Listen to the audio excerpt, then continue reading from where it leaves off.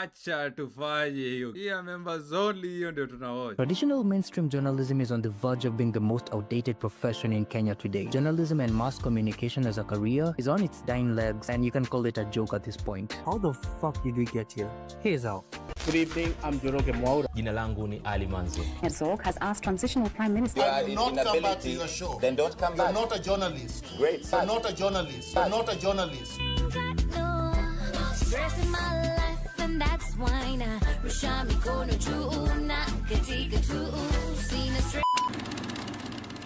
To understand how we got into this mess, we got to pinpoint the exact date each medium stopped being useful. Ya kwamba gazeti ni ya kufunga nyama ni sawa.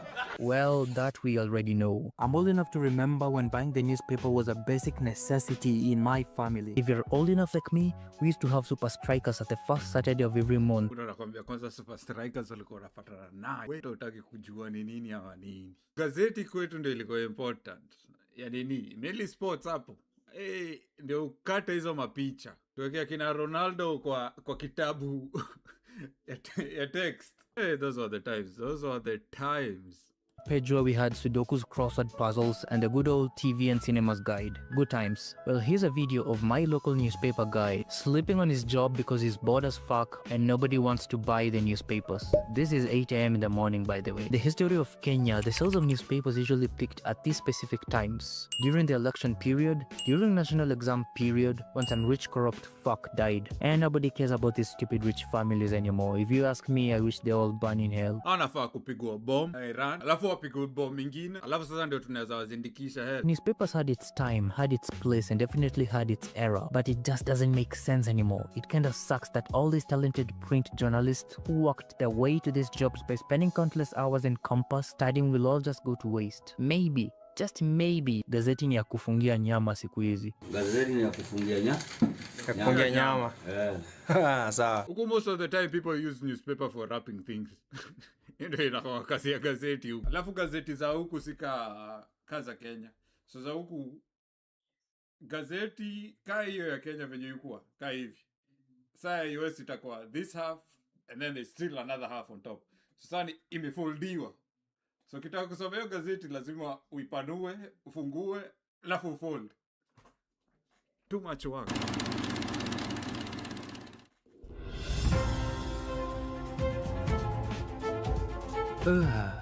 Believe it or not, I was one of those kids who wanted to become a journalist when they grew up. But look at me right now. Look at what life did to me. My favorite journalist was this guy called Tom Mboya, not related to the great Tom Mboya. And this other guy called Johnston Mokazi. I don't know where the hell he went, but he had a sexier voice than James Earl Jones. My name.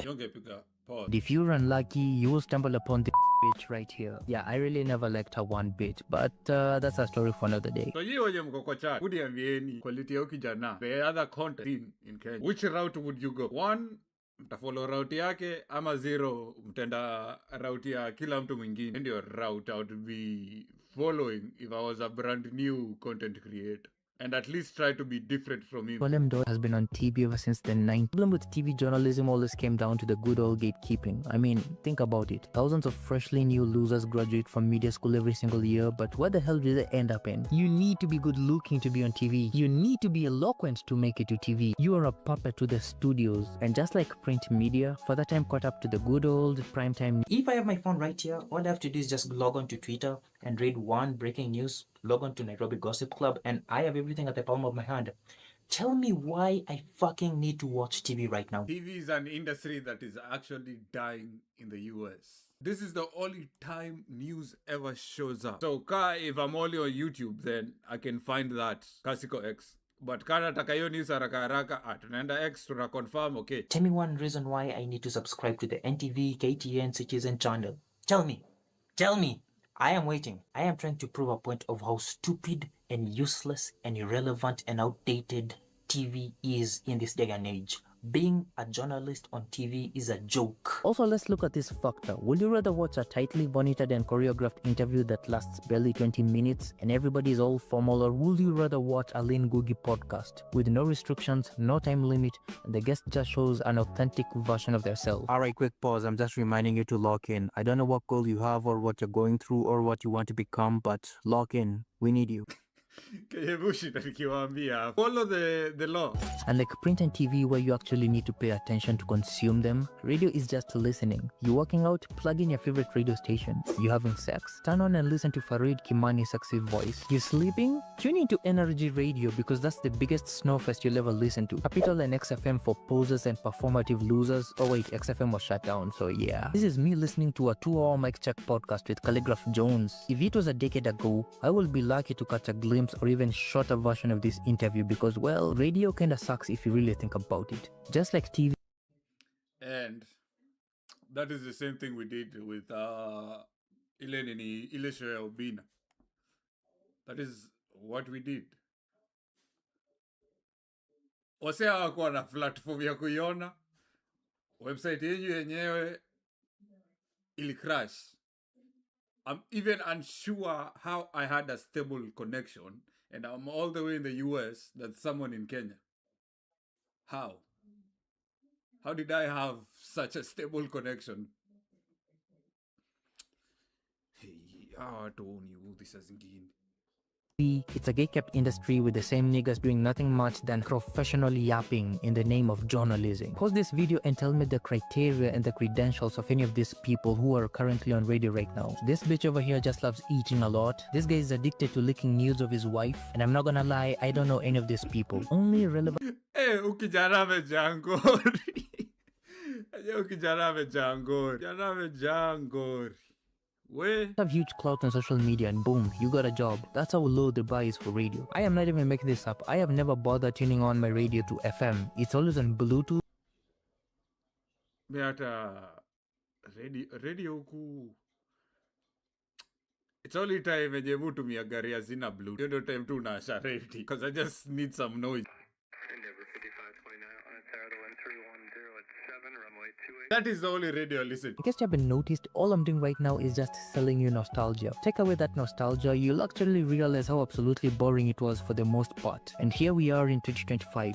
Basically, everything is just ancient. There's a saying I like throwing around. If a job can be replaced with AI, you're just unlucky and it's unfortunate. But if your job is replaced by the fucking internet, then your job was just lame. Then again, think about it. What? Just a bunch of nobody society decided that they should ask the right questions to the right important people. Just a bunch of people who are put on a pedestal and decided that they were the truth sayers and the message relayers. Right now, journalism is just a bunch of people who blew up at the right time by sticking microphones in people's faces and you, the gullible audience, giving them the platform.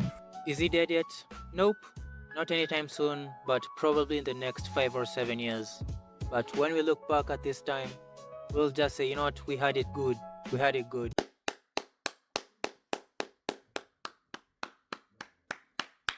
Buddha, that deserves a membership, to be honest with you. Good shit, bro. Good shit. The only reason nimesub ama hata nimejoin ni juu ya ndio nicheki ujinga yenye uko nayo huku ndani pia. But that was good. That was good. Ni kama mmependa hiyo show, but hiyo kijana sub because he deserves it. He makes very good content.